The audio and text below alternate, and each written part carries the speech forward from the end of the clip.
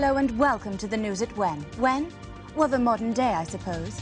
Today we're looking at how come Britain has connections with so many countries around the world.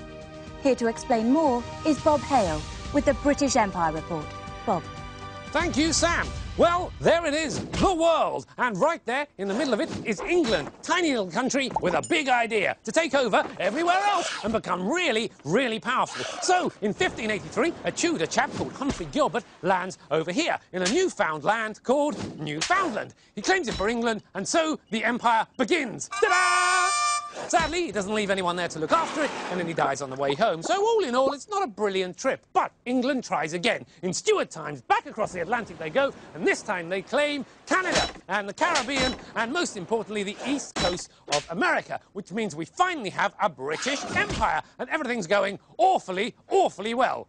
But not for long. The American states declare independence. Not only do they declare it, they fight for it, and they win! Oh, it's a disaster! So, Britain has to go and try its luck somewhere else. Fortunately, Captain Cook discovers Australia. So Britain says, we'll have that, and also decides they would also like a bit of Asia over here. Yes, you see, there's a British business in Asia called the East India Company, which trades in things like tea and biscuits. Yummy, because everyone loves teas and biscuits, right? In fact, everyone loves it so much the company becomes big and powerful and starts to take over entire countries. Plus, Britain wins the Napoleonic Wars against the French Empire, and they nab more countries off of them.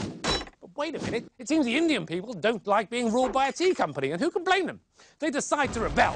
The British Army, however, crushes the rebellion, and Queen Victoria takes over the country as Indian Empress, which don't impress the Indians. Ha-ha! Meanwhile, over here, it seems that the Dutch won't share South Africa. Naughty, naughty. So Britain has a couple of wars down there, the Boer Wars, and gobbles up a few more countries along the way. In fact, by the time World War I breaks out, a third of all Africans are ruled by the British.